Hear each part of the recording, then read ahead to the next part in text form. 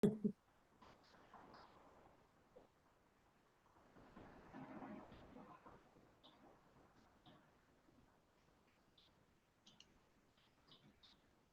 I will kick it off. Hello, everyone, and welcome to Dangerous Curves Ahead, the part of the Bookstore Romance Day virtual panels. So excited to have everyone here and to have a just gaggle of amazing romance authors who are putting at the forefront plus size protagonists, and I'm really excited to be here today. My name is Katie Garrity. I'm a bookseller at Parnassus, and I also host Between the Covers, which is our romance book club who is going strong for about a year now. So thank you everyone for being here. So a little bit about how today is going to run. I am going to give each of my authors just a few minutes to introduce themselves and to talk about their most recent book. And then we will have about 30-40 minute discussion, and then we can open it up if folks want to pop in the chat and ask questions. I will go ahead and look there and pull out some great questions that we can ask our authors. So I'll go ahead and start by kind of working the circle that is who I see on my screen. And so, Danielle, if you wouldn't mind going first, I would love for you to kick it off. Yeah. Hi, everyone. My name is Danielle Jackson. I live outside of Chicago. It's where I've lived almost my entire life. And I write contemporary romance. My most recent book is Accidentally in Love. This is like I said, a contemporary romance set in Chicago.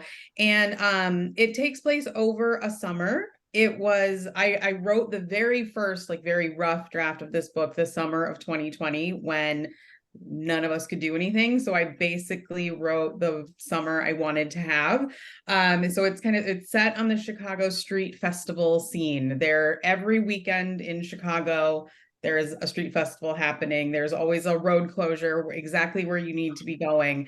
But in this book, Sam is the office manager of Buxom Boudoir, which is a luxury boudoir and pinup photography studio. And she has these really important kind of summer projects, going to different street festivals and engaging with clients and finding new people to come to the shop. And she keeps running into this guy named Russ, who is the younger brother of her friend's fiance, the couple from the first book, The Accidental Pinup. And he is a bit of a wayward soul. He's always on the move, but he's in Chicago and he has a chance to go to culinary school at the end of the summer. So they both have kind of these big looming things over them this summer, and they decide to let off some steam by having a summer fling. But of course, those pesky feelings get in the way, and they have to figure out what to do before it's too late. It's a great summary. Thank you so much. It is a great book. I've had the chance to read something from everyone on the panel, and I love this one. It's a fun hand sell. Yeah. So next up, I'm going to ask Amanda to go. Oh, I was hoping I wasn't going to be next right away. I don't have any. Oh, I do. Okay. I have, sorry, I'm Amanda. I'm from Ireland. I write category romance for Harlequin Presents. My most recent book is this one. She's not a plus size protagonist, but she's a princess. And it's like a Swan Lake kind of Swan Princess, the animated version, but she's Prince Derek and he's Odette, basically. And it's also kind of a little bit Princess Diaries too, which was just me completely indulging myself in, like, I just finished a trilogy. The third book in that trilogy is the one that had like my plus size protagonist, but this was just me going completely like all the historical romance tropes I love and all the just dreamy, swoony, like summer romance tropes, basically. She's a princess and she needs to get married for romance reasons. And her mom is like, I'm going to find all the hottest bachelors. We're going to invite them all for a party, for like a week-long house party. And then whoops, her ex-fiance invites himself and gate crashes. And it's been 14 years and he is really hot now. And really polluting, and he like runs his own like shipping empire, you know, because he's a presents hero. That's what they do. Um, but yeah, that's my most recent release. That was just out last month. So I love it. Categories are always my go-to when I'm in a slump and I'm like, oh, I just need something that is going to scratch that itch perfectly. And yours do exactly that. So thank you so much for being here. Jenny, you are up next on my screen anyways. All right. Hi, I'm Jenny L. Howe. I'm trying not to melt in Massachusetts as we speak. So I'm the author of The Makeup Test, which is almost a year out in just a few weeks. And then On the Plus Side, which comes out the day after Christmas. So save all those holiday cards. On the Plus Side is about Everly, who is the newest guest on the Plus Side, which is a makeover show. So think like Queer Eye, but for plus size people by plus size people. And it's all about loving who you are in the moment. So you find a style that doesn't make your body look like it's thin. You find a style that makes you happy. And it's about building all of the other things in your life that will make you happy. And while she's on the show, she accidentally falls for the very grumpy Roy Kent-esque cameraman, and chaos ensues as they try to keep their burgeoning love off camera. It is my grumpy romance book, which is my favorite trope, and I hope everybody enjoys reading it as much as I enjoyed writing it. I also, Billy, want it to be a real thing. I don't know how to make that happen, but I am going to give a copy of The Ark to Jonathan Van Ness when I see them in October for a show they're doing. So maybe they can help. Well, that sounds like something I want to hear more about. You should definitely be pitching this. I just finished On the Plus Side this week and loved it. Loved Everly and Logan. What a pair. Thank you so much. Yeah. All right, April, you're up next. So I'm in the middle of relocating office spaces. So I don't have my most recent release, but I did find the first one. So this is the start of my Supernatural single series that follows a set of plus size witch triplet sisters. So I write romantic suspense as April Hunt, and then April Asher writes the plus size paranormal rom-coms. And Not the Witch You Wed started a series, basically what would happen if all supernaturals were out in the open. So you have witches and angels and demons and vampires and every supernatural you can think of, and they're just kind of navigating dating in New York City, you know, like just like everybody else. And Violet is the oldest of the witch triplets, and she doesn't have like a single flicker of magic for her whole life until she literally bumps in with her old high school flame, and sparks literally fly and things kind of start going a little haywire. So I kind of threw all the tropes in there, like they're my favorite. It's like that second chance, the fake relationship, that of course eventually becomes real, and kind of threw a whole bunch more in there. And I think that's it. And each book follows Not Your Ex's Hexes is about the second sister, and that's my grumpy, I call it grumpy sunshine-ish, because she's not truly a sunshine, but she's not grumpy like he is. And that follows, like I said, the second sister, which and then the grumpy demon veterinarian who likes animals more than he does people. And then book 3 will come out in February. Yeah, and that follows the youngest witch triplet, and her guardian angel best friend. That's my roommates to lovers. That's my first time doing a roommates or friends to lovers trope. So that was very exciting. I love it. I'm a softie, so a friends to lover is like what is best for my soul. I get very anxious in an enemies to lover. Not that it can't work and doesn't work for me, but I have to like go through some sort of literary exercise. I don't know, but thank you so much. All right, Laura, our last author, last but not least, would you mind introducing yourself? I'm Laura Moore, and I'm the only one who has not previously published a book. My debut, Curves for Days, comes out Tuesday, so I'm really excited. 3 days after Bookstore Romance Day. What timing! Oh, and it's the story of Rose, who grew up poor and then is handed a winning lottery ticket by her only friend as he dies. And she's not naturally an introvert, but she, because of the circumstances of her life, she's really kept to herself. And she's freaked out when people descend on her, everybody wanting a piece of her now that she has this money.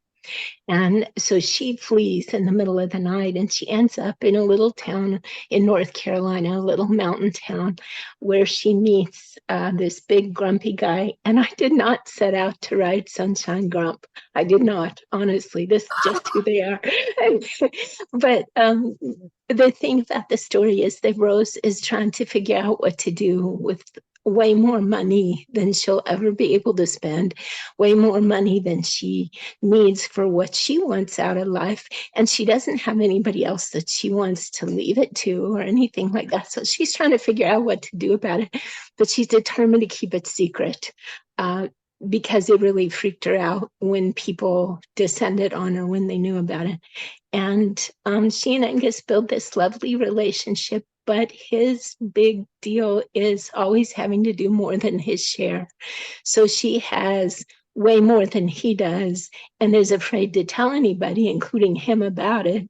And he wants to take care of her and would be freaked out if he found out how much more than she has and would become convinced that she doesn't need him.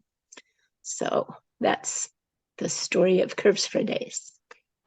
It's a fantastic read, and really congratulations, debut. Thank That's you. really Yeah. exciting. Thank A big week ahead for you. Yeah.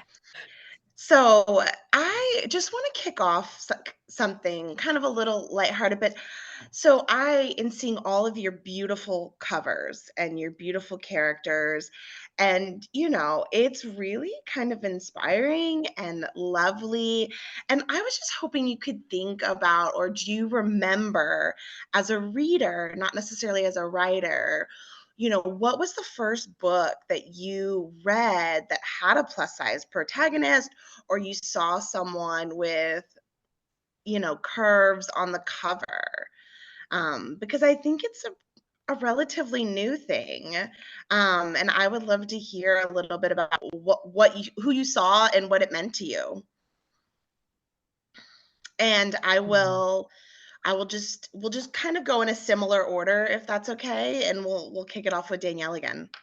Yeah, I'm trying to think because I feel like you're right. It's such a recent thing. Like, because even when there have been plus size characters, like I was thinking of Bet Me with Jennifer Cruzy, or by Jennifer Cruzy, and I was kind of like, well, she's like the first plus size character that I remember really reading and it being like pretty blatant. Like it wasn't like, oh, she's curvy or she has, like she was just fat. I think she's even described as fat in that book. And so, but the cover didn't even have a person on it, so I'm trying to think, like, I'm trying to really think about when the first cover was, and the one that comes to mind is relatively recent. It was the Chloe Brown book that I just like forgot the first half of. By Talia Hibbert, the Brown Sisters trilogy. Yeah. Talia Hibbert. And Chloe Brown was the first book. And that's really like, and I think especially in this illustrated cover, kind of situation that we are in right now with contemporary romance, that really was the first one I can really think of making a big splash. I think and then now that I'm thinking about it, like Olivia Dade's like self-published books also had plus size characters. I can't remember the exact order, but yeah, I mean, I think Bet Me was the first one where I was like, oh, here is an actual plus size person without kind of it being hidden in the text, so yeah, that's it for me, I think. Yeah, absolutely. Amanda, is there one that comes to mind for you? Or I was gonna say Get a Life, Chloe Brown, Talia Hibbert. That's the first one that I remember seeing the cover. And Chloe Brown on that cover is like just gorgeous and ginger hero. And I was just like, oh my God, this book. So it made me pick it up. And like all the heroines in that series are all fat heroines, and they're neurodivergent as well. So like for me, I was just like, oh my God, like the series was just written for me. But the Olivia Dade books as well. It's so funny, like we've did the exact same books, but they're the ones that jump out at me. Olivia Dade's books, they're the ones that I think of when I think about, like, if there's someone in my life who's like, I need to read books where, you know, people of my size are represented and they're given full stories, and it's not all about just their size as a journey. And I just think, like, I've cried myself through Olivia Dade's books, like her writing, her characterization, just everything about them. I'm like, oh my God. Like, a spoiler alert, I remember reading, there's really difficult content in those to do with like kind of her upbringing and her kind of self-image and the journey she went on as a fat woman. And I just remember being like, I had to put the book down a couple times and just be like, whew, okay, dive back in. But the covers are just spectacular. Yeah. And then as for like actual live covers, I think Harlequin Desire have fantastic covers with plus size models. They were the first ones that I seen, and that I spoke to my editor and I was like, I want my plus size characters to be represented on these covers, because I had plus size characters in the past and they weren't represented to my what I envisioned. So Pregnant in the Palazzo was the first book where I got the cover and I cried, because I was like, the red dress, the big belly, the big hips, I was just like, oh, it's an actual plus size woman. You know, it's not photoshopped, it's they got a plus size model in, you know.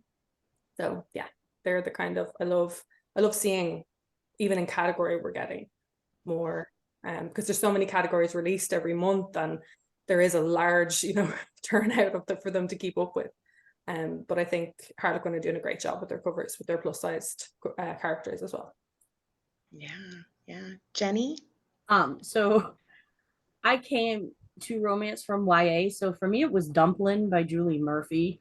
That was the first book that, and I mean, I was in my 30s. I was probably 30 when I read it, but it was like, I just remember thinking, God, if I had this, 15 years ago, right? Like, what a difference it would have made. Because I grew up, I was a tween in the early 90s and a teen in the late 90s, and it was a bad time to be plus size. Not that there's ever been a great time, right?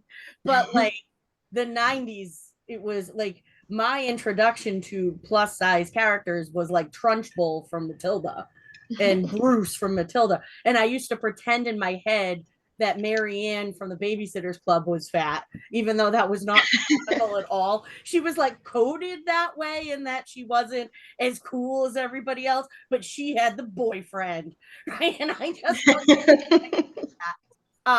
so Dumplin' was the first time I encountered a plus size character that wasn't tried to do that wasn't done implicitly with like curvy or things that might mean she just has a larger chest, right? That she was truly a fat woman, and she was on the cover, and it was about her being a beauty queen, right? And her being able to break through. And then the next one I came across was One to Watch, which was one of the first books that really centered in romance that I had come across, at least, a plus size main character. And then I found Talia Hibbert and Olivia Dade. And they also became very important to me. But Julie Murphy was probably the writer who made me want to write plus size characters. And I love that she has joined us in adult romance now too. Yes, her and Sierra Simone are a winning combo for the a winning combo. The wit meets the filth is what I feel like, and I love that. April? Not to repeat the same books, but Talia Hibbert and Olivia Dade are the first ones I think really stood out, like in that traditional publishing sense. I think there was a lot more happening with that heroines and protagonists in the indie space before traditional publishing kind of jumped on board.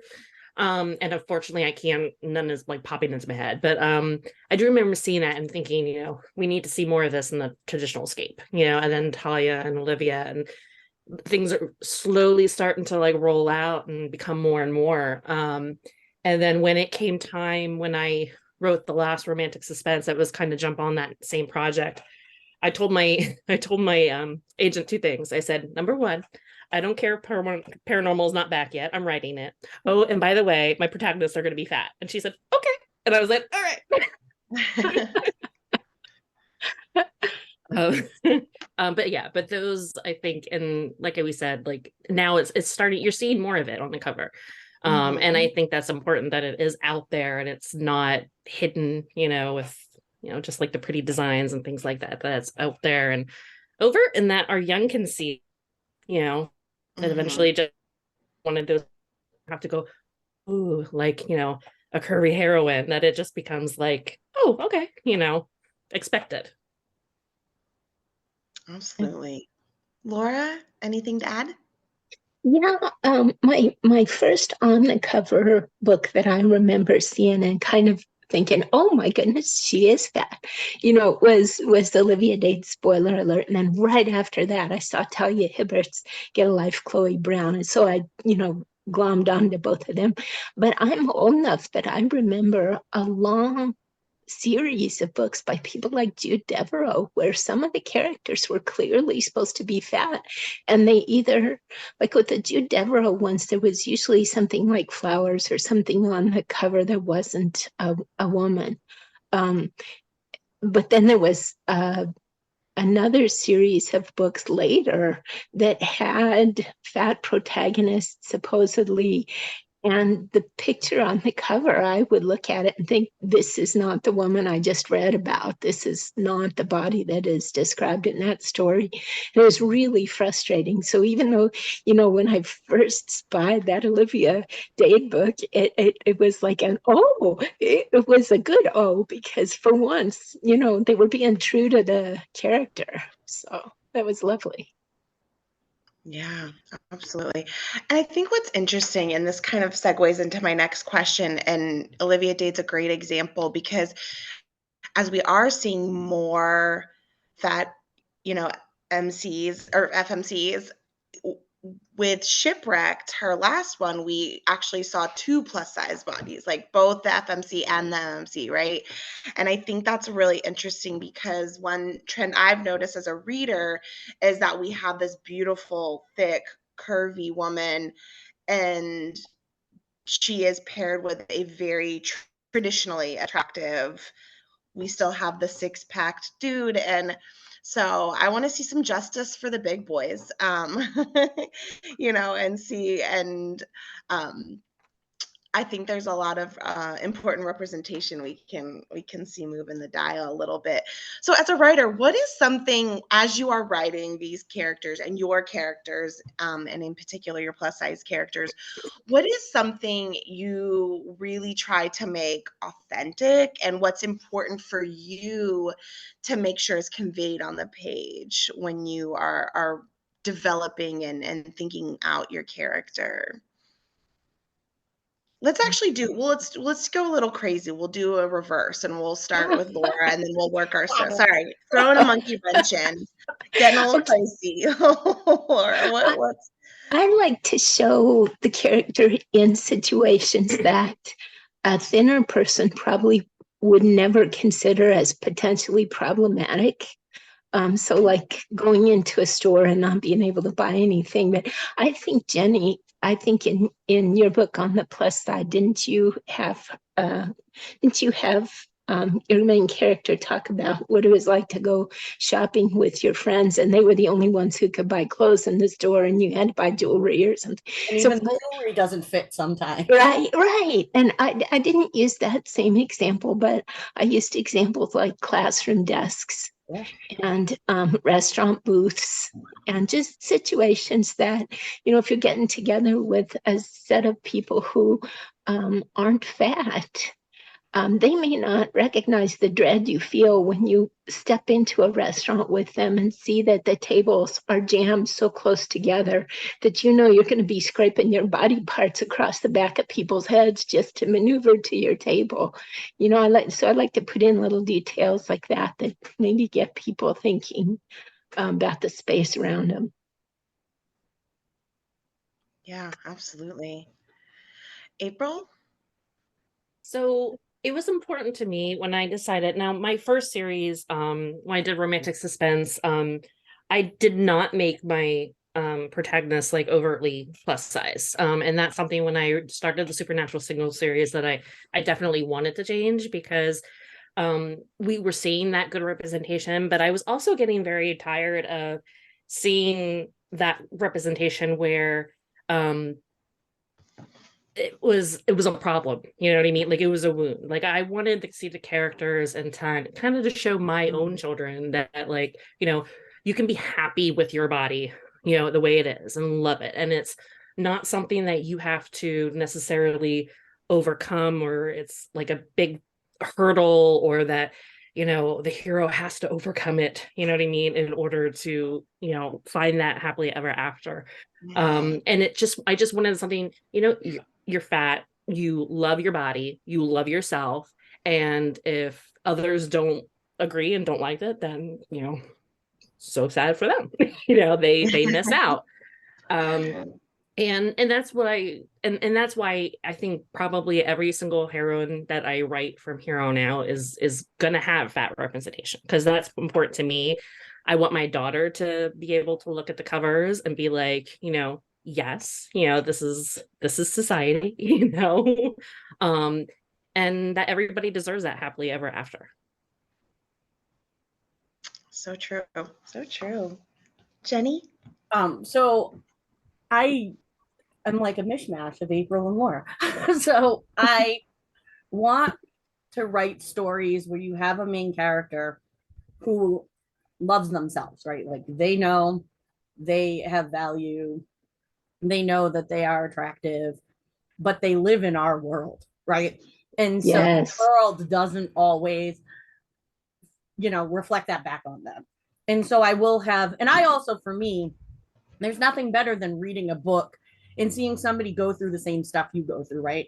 It just makes it makes you feel so much better, because oh, it's not just me, right? And so like the things like sitting in booths and shopping while fat, or the ways in which like your friends, like what it feels like when your thin friends go, oh no, you're not fat, right? And like what's behind that, and like some of the realities, because I would like my plus size or fat readers to feel seen by my books. And I also hope that people who don't identify as fat might learn a little something about what it's like to live in the world when you have a fat body, even when you love yourself, right? That it's the world makes it a challenge sometimes to love yourself, because it's not built for us and it doesn't want to change. So my first YA comes out in 2025, and I'm coming hard for amusement parks and what it's like to be a plus size person in an amusement park. Because the world just doesn't want to reimagine itself with our bodies in mind, right? And I think that, so I like my books to balance loving yourself with the challenge that can be when the world pushes back at that. Yeah, absolutely. Absolutely. I'm here for the coming of amusement parks. Katie, I'm coming hard for amusement parks. Please. I took my son to an amusement park this summer, and it was trying to fit on a child's ride is extra terrible. Yeah. Mm-hmm. Yeah. And coming from Disney, I feel that pain. Yeah. I was at Universal and they're even worse. Like they basically say on their website, if your waist is over 40 inches, just assume you're not going to fit on anything. And it's like, my God, you can build the rides to be different so that just and talk to airlines while you're at it, because they also sorry, I'm coming from every industry I can, as long as they'll keep letting me write books. Please do. How about you, Amanda? Well, I think the common theme in all of my books is that I try to show attraction and people falling in love for who one another are, like for who they are and for what they actually fall in love with about each other. So when it comes to the plus size protagonists, the plus size heroines that I've written, it's always really important to me that their size is not fetishized, and that their size is not the only thing that is attractive, from the get-go. So like my book that came out in January, Pregnant in the Italian's Palazzo, It's a very kind of lust-filled first meeting. You know, they are very attracted to one another, but it's not to do with her just, oh my God, look at her curves, look at her, she's amazing. It's like he's attracted to everything about her. It's like a lightning strike. He's attracted to the way she is, just mouthy, and she's British and running up and down this Manhattan street in the rain, giving out to everybody. And he's just like, who is this woman? She is like, I can't look away. And then also, it was really important to me with that book to show pregnancy as a plus size person. Like, because I've had 3 children, and I wanted to show that like it's completely normal and it's completely the same, but there are still differences where you are going to have to kind of advocate for yourself. And there are things that, you know, you're going to have to, even just down to like you said, clothing. Like the heroine of that book is a fashion designer. She's a lingerie designer, and her passion is just creating clothing, creating lingerie that is like sexy and gorgeous and adaptive to different bodies. And that's her passion, because she sees that like I think nowadays there's a bit more choice, but like I know when I was growing up, like my bra size was only available in one store, and it was all just plain white or black, not even black most of the time, white or beige.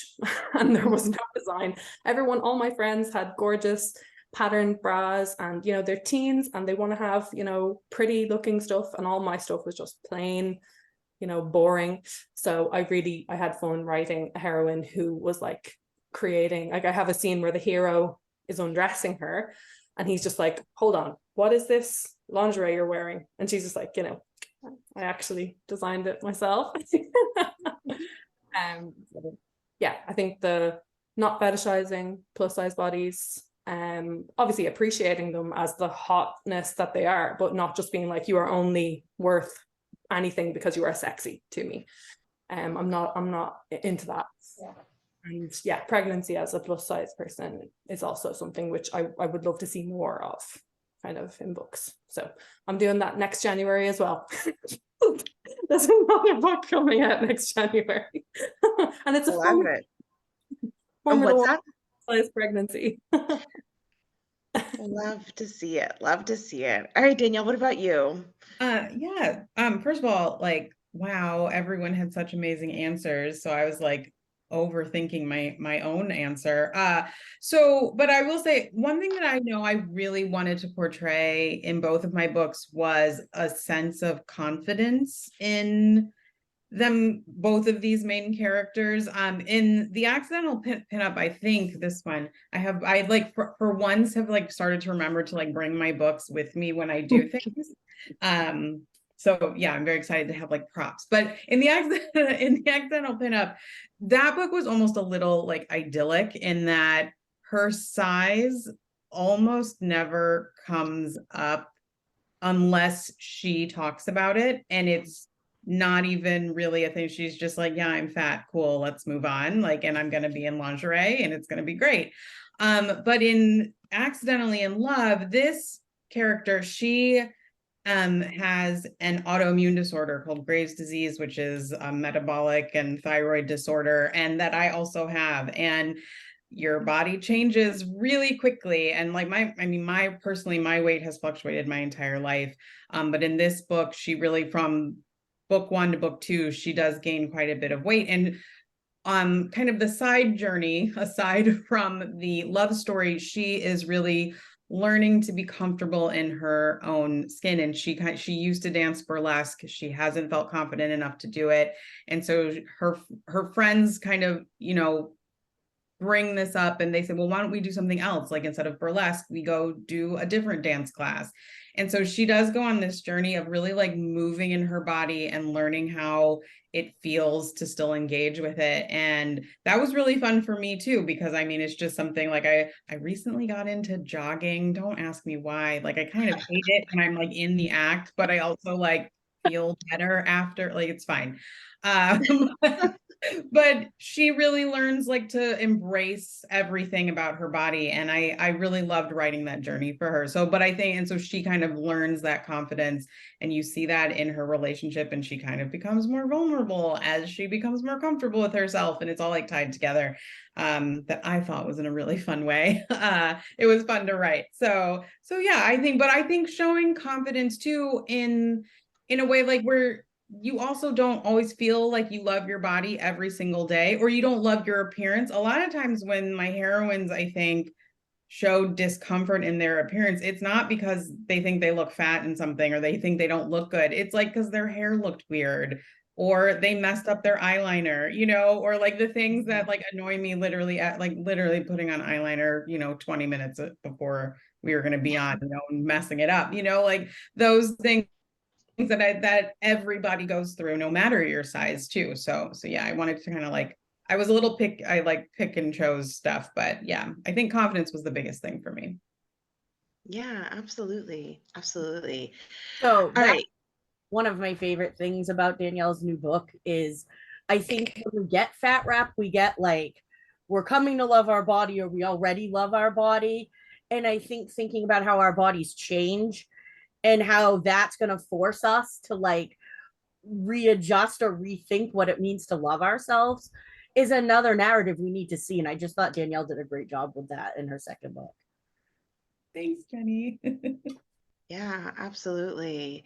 Yeah, and things with like chronic illness or just aging, and the way our bodies change as we get older. And yeah, our bodies are strong and resilient, and no 2 days are the same. So this is just kind of a silly question, but one of my favorite things as a romance reader is to like, I think about, and one of like, when I first started Between the Covers, one of the first games we played was like, what is your just least favorite word for different body parts? Like, what does not work for you? And the minute you read it, you're just like, woof, like, wow, I'm not in, but we also have our favorites, right? And so I would love to hear from you all, like, when you were talking about a fat character, a plus size character, what is one of your favorite ways of describing them? Like, be it a word or a phrase, or when you read it, you're like, oh yeah, that's good. That's good. Um, I see a lot of thinking faces too. So if there, April, you have a very strong thinking face on right Oh now. yeah, don't go to me first. That's what No, okay, I won't. I won't. Does anyone have one? Oh, Jenny. Okay, we'll start with you then. I really like soft because Yeah. soft has positive connotations to it. And also, I think is a word that accurately describes larger bodies, right?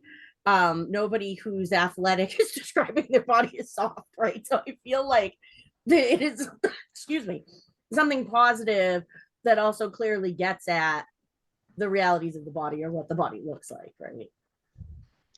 Absolutely. Laura, what about you? Yeah, soft was one that came to mind for me, and also warm. When my son was really little, one time he looked at me and said, Mommy, you're kind of like a cross between a servant and a giant teddy bear. And that made me like rethink, how I felt about my body. And I had to think, yeah, I can see how my body would be very comforting to hug or to be held by. And it's kind of a neat way to flip my thinking. So Yeah. Oh, kids. There's some funny bunnies. Anyone else? April, are you ready? Well, I was gonna say soft is the one that comes to mind. I have like a love-hate relationship with the term pillowy. I think it depends on how it's used, I think is what it is that's the only one that like jumps out at my head. But like I said, it's like used the correct way. I'm like, okay, I like yeah. And then there are other times where like, no. So what about when it describes breasts? Because I feel like that's when I see it the most. Pillowy breasts. I think most of the time that's good because I mean, you know what? They are pillowy. You know what I mean? No, So, And we love a good pillow. Like, yes, we how love a soft. are we not always on the hunt for the best pillow We are ever? always on the hunt for. I'm still trying to find the best pillow. So I yeah. think Costco has them. I don't know. I mean, they're supposed to be good. Amanda or Danielle, do either of you have a favorite word? I was just thinking of like when it's very specific to women, but like the swell of a hip or something, or even like swell of a breast or whatever. And I think that's a pretty good one, you know, when like And that's a sexy one too. yeah, like the hip or whatever. Yeah. I'm just thinking like specifically what I have used, and luscious seems to be the word that I use a lot. But the like with each book with, you know, plus size characters, I tend to go with like, I don't know, my heroes always have a body part that they love. They seem to just have that.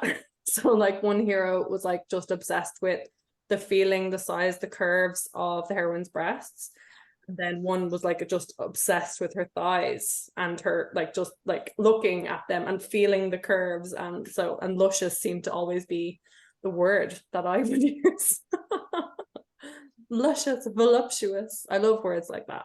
And I also love the word thick when it comes to thighs. I just love using words that accurately describe, you know, the swell of a curvy, you know, ass or a curvy thigh.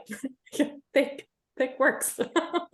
Yeah, no, those are great words. They're very sexy words. I like this. I like this.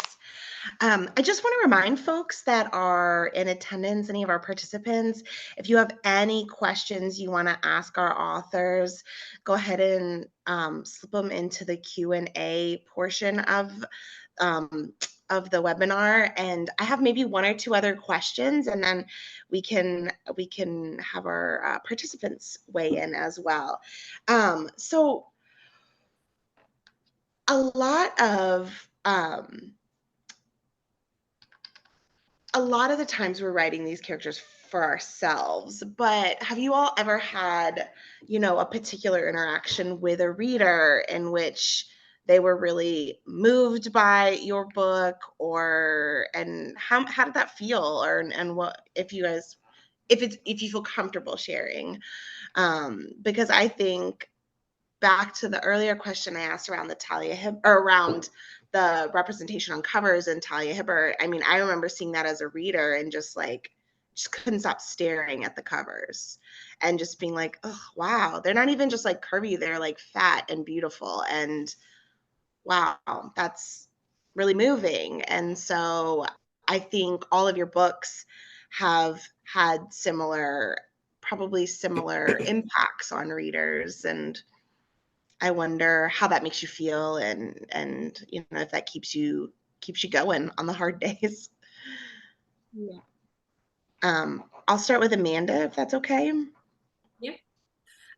Yeah, I think up until I think there was something really different about the reaction to Pregnant in the Italian's Palazzo, which is the cover with the pregnant plus size heroine in the red dress. And I remember launching that cover on Twitter, you know, just a cover reveal. I've always done cover reveals, but the reaction to that one was immediate. And it was like people, you know, releasing a breath of like, finally, I love reading presents. And they're always, you know, straight size heroine. They're always thin size heroines. And I love seeing a larger body represented. And then also the fact that she's ADHD. I got some really personal reactions to that, because writing neurodivergence kind of as writing a character who's neurodivergent and writing a character who's both neurodivergent and plus size was just really personal to me, because I'm ADHD, or I'm autistic ADHD, and it was like people wrote to me and just said, you know, thank you for showing the chaos and the lovable chaos of it, and thank you for showing, you know, a body being adored and worshipped the way it is in the book, and that her body is never kind of an issue. It's never really, it's not something anyone has to get over. It's not something she has to kind of get over. She's already done that work herself. It's just a love story between two people who really are obsessed with each other from the first page. And it's quite nice when you're very used to kind of these things being an obstacle in your life, that you're reading someone who you're just seeing the romance and the swoons, and the conflict is more specific to what they're going through with an accidental pregnancy, as a couple just gotten into a fling, and then any kind of mention of her neurodivergence and any kind of mention of her plus size, of her being a fat woman, is not always just like rose tinted or positive, but it's quite, I feel like I dealt with it the way I would want to read it as someone who looks for that kind of representation. So I feel like that book definitely got me some very personal reactions. I'd love to have like names of people to thank, but there are reviews that I go back and read, and they definitely get me through when I'm having days where like I just can't write and I forget how to write a book. Yeah, absolutely. Laura, how about you? I imagine this might be a little different as a debut author, as you are just starting to interact with. Yeah, I'm struggling to not read reviews, but I keep falling off the wagon. And, some of them are wonderful. And the ones that you are meaning, I think, are people who say things like Rose is me. They see something in Rose that really strikes a bell with them in terms of what they've experienced or what they've felt in their lives. So I'm new to this and I don't want to read reviews. And yet those kinds of reviews keep me going. So yeah, absolutely. I'm sure some of these more seasoned authors will have lots of good advice for how to deal with please. reviews and internet goblins and all of those things. Danielle, how about you? What has your been experience with your fans and Yeah. Okay. So I'm going to hold up my book cover again, also because I'm obsessed with it. But see that little dip right there? So many people have talked about seeing that because they're like, my body does that. Or I know what that means. Like, even if it's just like your genes kind of cutting into you when you sit in a certain way. And so, yeah, I've had a really great experience. First of all, I have to give props to my illustrator, Lenny Kaufman, who does absolutely unbelievable work. She was like a dream illustrator, and I like put her name on kind of like a list of like who people you like. And I was like, Lenny Kaufman, and lo and behold. But she does such a great job, I think, capturing all body types, but especially, I think, plus size body types.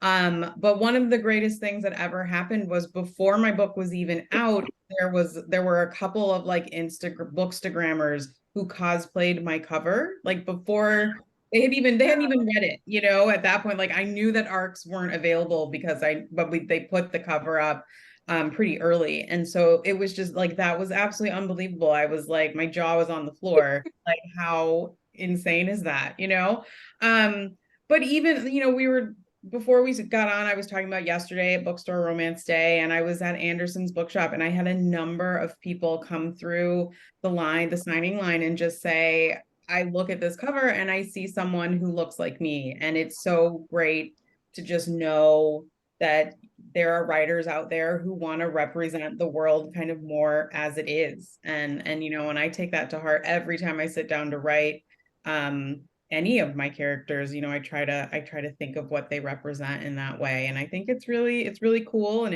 it feels important. Like, is that grandiose to say? But it does. It feels like very important to make sure to continue to do that. I have plans for books that have plus size characters, some that don't. But I love being able to do what I do, and comments like that like drive me to keep going. Absolutely. Jenny, would you like to go next? So I mean, I've had wonderful reader responses to the covers of both my books. Shout out to Deanne Nguyen for also doing an amazing job of representing plus size women as beautiful, but also their bodies being actual plus size bodies. But the reactions to On the Plus Side have been, I've cried a lot because there's a lot of me in this book around the complicated feelings when you are a person who takes up a lot of physical space, and then you are also a kind of muppet of a human being, as I am. And so this fear of being too much, right? And of taking up too much space, and of people, not wanting to be around you or finding you embarrassing. And I put a lot of that in Everly. And the amount of people who have messaged me on Instagram to be like, you wrote me. Like, how were you in my head? And to realize that this is a more universal feeling than I thought it was has been really amazing. And I'm just like so glad every time somebody says, I really saw myself in how you talked about being fat, an angel gets its wings for me, right? Like, it's just like, that's why I do this, right? Like, I am committed to only writing plus size characters till there are so many of us I don't have to, right? And it just means a lot to me that the books are doing what I'd hope they would, at least in terms of helping people feel seen. And that keeps me going when I want to quit. Awesome. Yeah. April, how about you? So it's always, those messages, like we said, the interactions with the readers, when they come up at reader events and are like, thank you. It's like, you don't know what to say when they thank you for making these characters. I'm just like, you're welcome. What do you say? Yeah. Like, but I think when I knew, like, I'm like, all right, April, you're doing a good thing is when, and she'll probably kill me, but I don't think she'll be watching this, is when I helped my daughter clean her room and we were going through her bookshelf. And I found copies of my arcs of Not the Witch You Wed and Not Your Ex's Hexes. And I'm like, she's not quite 16. And I'm like, what is this? And she's like, well, and it took up because Not the Witch You Wed is like my 9th book. And I've been writing for a while and she's never really showed any interest, but it was Not the Witch You Wed that I pulled off her shelf. And I'm like, well, what made you pull like this one off? And she's like, well, I just felt like this one was more me, like the other ones were romantic suspense. They had like, the built guy with the muscles and the tight shirt, and she's like, this just felt like more like me. And, and I'm like, and she's like, are you gonna go put him back in your office? I'm like, no, honey, take him. Like, here, do you want the other one too? I'll give it to you when I get it from the publisher. But I'm like, just don't tell your father. But I think that was the one thing where I was like, okay, April, you're on the right path here. So I think that was probably, and it was just a little moment, and I could tell she was kind of embarrassed. But I'm like, no, don't be embarrassed. It's fine. You take it. Just don't read it for another like 2 more years. That's really sweet. That's really sweet. All right, we've got a couple of questions from our participants. So the first one's for Laura. So Laura, they want to know, will there be a second book to Curves for Days, or what's next for you as a writer? I enjoyed the first so very much, and thank you for sharing it with the world. It's beautiful. Thank you. Yes, the second book will be July's story, and we think we've settled on a new title for it, and that is What She's Having, and it's going to come out in April at this point. That's what we're thinking. Nice. What a great title. Yeah. It's really fun. And then our next question is for everyone. What surprised you the most about your books and the journey you've gone on with plus size protagonists? I can start that one. Yeah. I wrote the first draft of Pregnant in Italian's Palazzo, and like while there were some kind of plotting issues that there are with all kind of books where you start in the wrong place or that kind of stuff, there's also some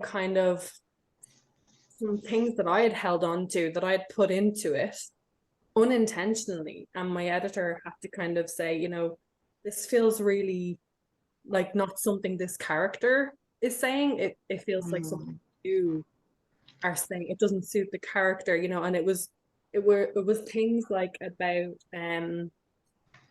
her kind of feelings towards her body and feelings towards being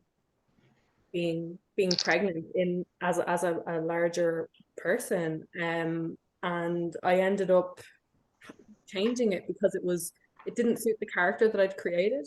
So I think what surprised me most about, you know, writing characters who I want to be, you know, strong, you know, very kind of individual, unique, plus sized women, how much I have to make sure I'm not overloading my own trauma into these characters where it doesn't fit. Because sometimes I'm writing it and it's I'm channeling something through me into a character where myself and the character share these traits.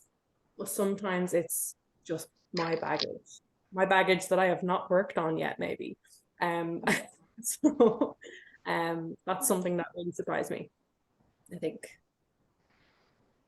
All right. Yeah, thank you for sharing. Danielle, would you like to go next? I'm not struggling to think of I'm like, how do I explain this? I kind of touched on this before where I said in the first book, like I really didn't talk about her size so much. It wasn't like part of the plot. It was just she's plus size and that's great. And that's it. So what was kind of surprising for me, I think, was I relate to what you said, Amanda, where it's kind of like what you hold on to as well. Like, so was I not like mentioning her size because I just didn't want, because I didn't want to think about it, or because that made me feel like vulnerable about it. And so I think that's why in the second book, I kind of pushed myself a little bit more to have this heroine go on a journey and to think about her place as her body was changing and being comfortable with herself and learning to love herself and things like that. But then I also wanted her, she's surrounded by plus size people who are very confident, both the heroine of the first book and a side character who's in both books as well. They're both like kind of at the forefront of, body acceptance or positivity or neutrality or, just whatever you want to call it. There are many terms for it. And so I thought that was important too for her to have kind of those role models as well. So I don't know, it was like very introspective, but also, you kind of do have to like check yourself to make sure you're not just like working through totally your own issues the entire time as well. So yeah, I really related to what you said, Amanda. That was cool. Yeah. The old adage, the personal is political, but the personal is also just so infused into, like, your experiences are so infused into your characters. Laura, would you like to go next? So mine is a little bit different, and it's got to do with those darn reviews again. It's that I'm surprised that the same story can be received so differently by different people. And it's gotten me thinking about we're people in bodies reading about somebody with a body. And so our experiences are going to affect the way we receive it in ways that I never thought about before. So that's been, it's something I'm still thinking a lot about. So. Yeah, absolutely. April? So I think I'm pretty much just going to reiterate like a mishmash of like what, Danielle and Amanda said. The whip I'm currently working on, it is finding that balance between that confidence, that we were talking about. Like, she's fat, she's got some, extra cushion for the pushing,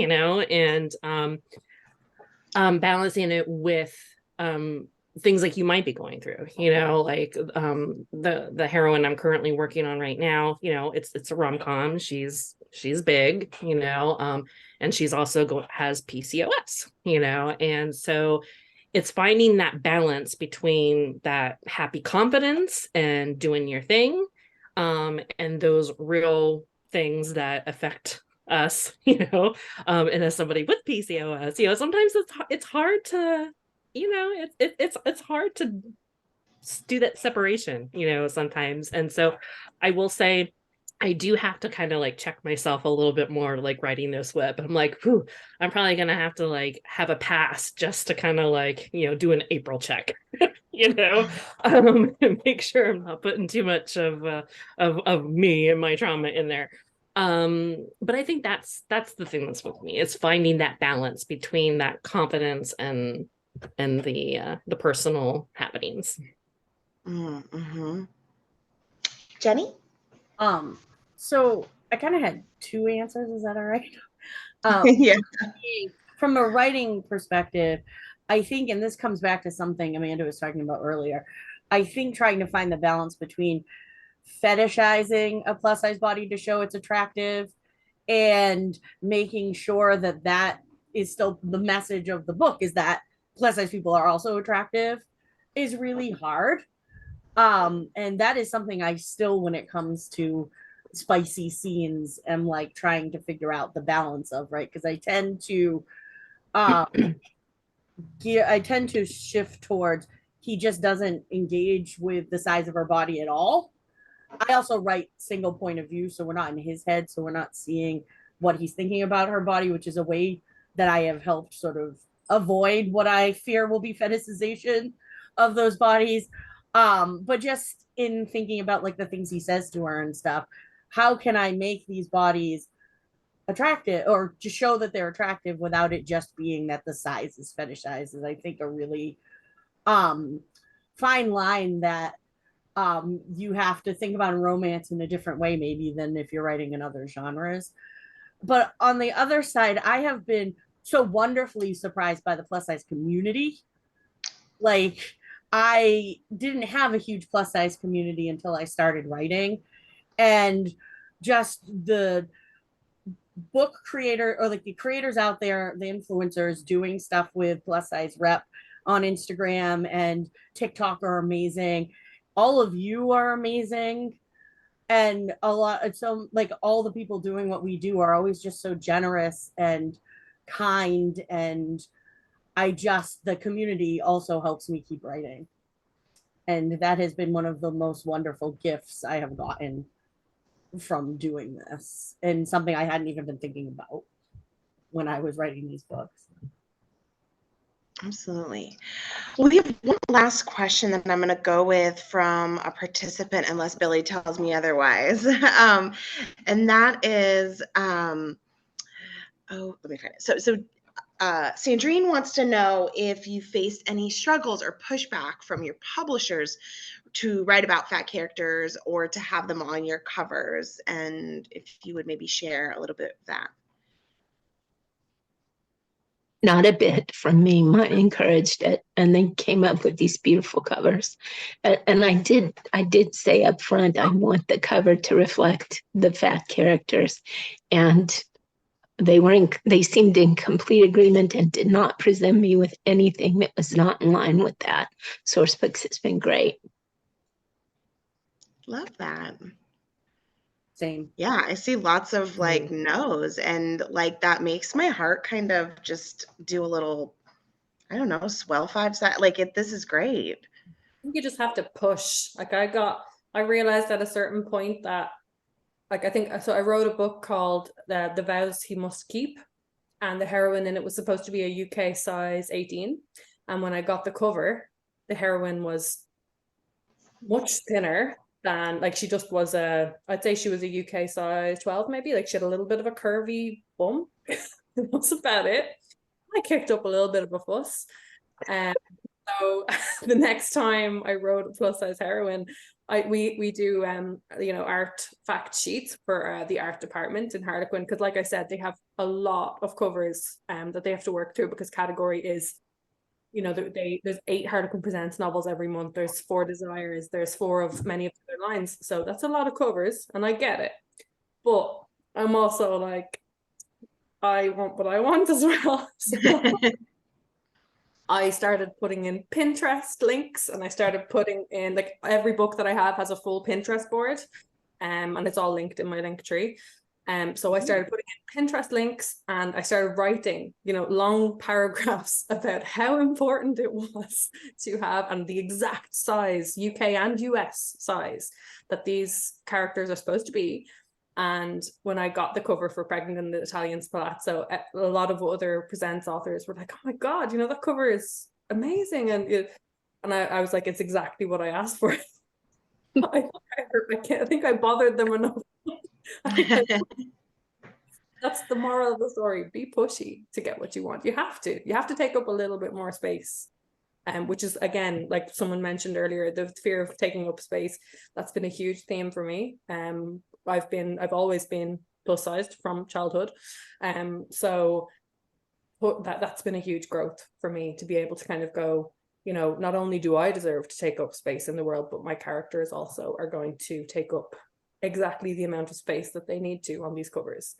And they're going to be in their glamorous ball gowns like the Presents novels are, and they're going to be big.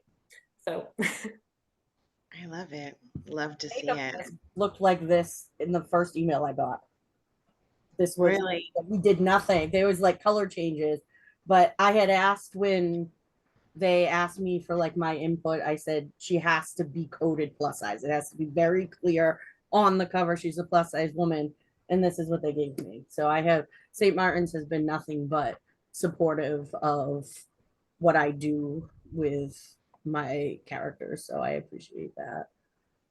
Yeah, and I'm with St. Martin's too, and I totally agree. They've been great. Like when it came time to discuss cover, I said, I want a big heroine. I want her to have thick thighs. But do not put her in any like a frumpy one piece, that has no shape. I was like, I want to see her curves, and then and I did the same thing as Amanda. I gave links to like Pinterest, like outfits that were very, you could see the boobs. I will say the first rendition they gave me, or like I asked for like a little cleavage, and they said, we're gonna have to just raise that a little bit. I'm like, all right, well, I'll take one. But and then like this one, they have her in like the tight jeans, like the holes, like she's showing skin, and they've just been great.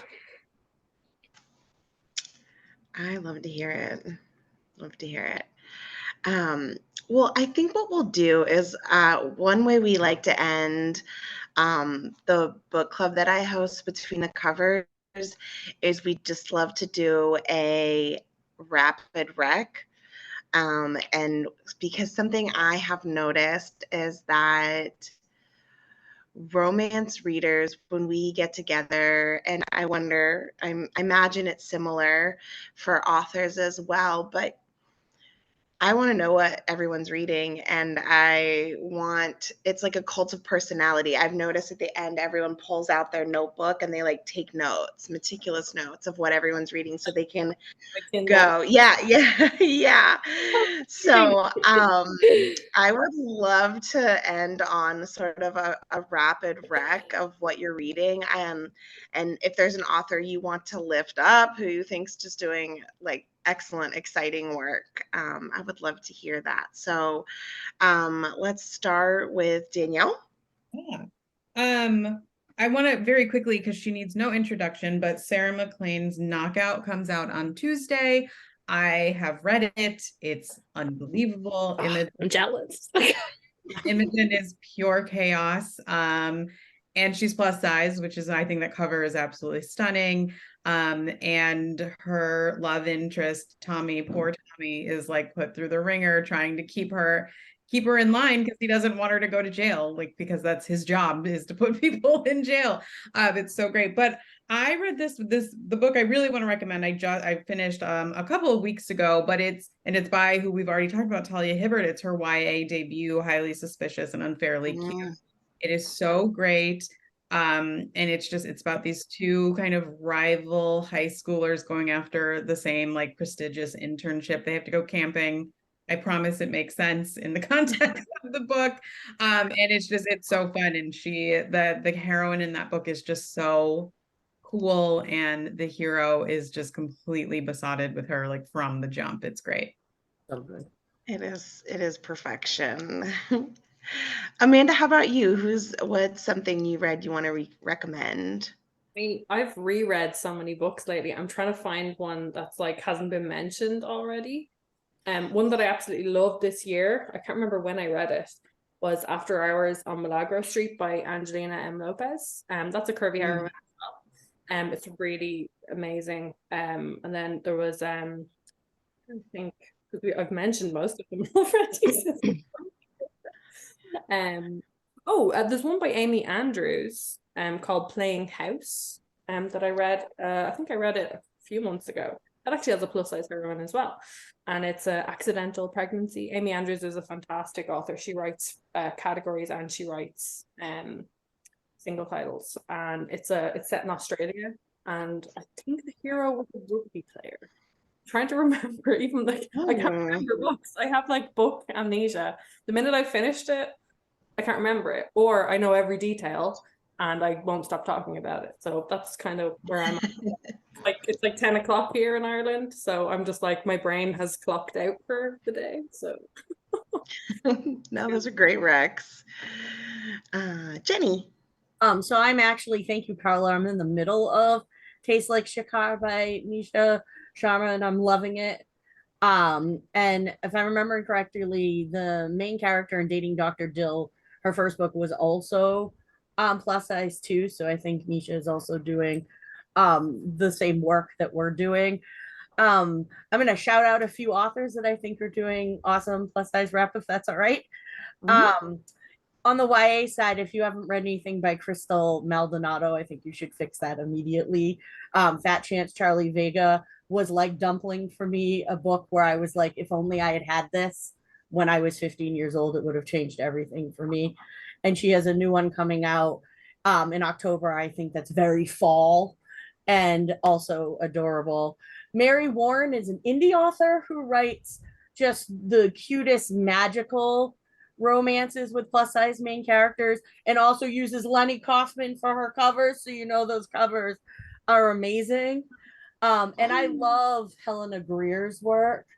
And Helena is also doing work with sapphic and queer characters, which we also need more of, I think, in the world of plus size reps. So excellent books, in my opinion. Yes. I loved Seasons of Love. April. I just got a warning from my computer. Evidently, I forgot to bring my charger. So if my husband comes in or if I cut out, that's why. So here it is. Hold on. Okay.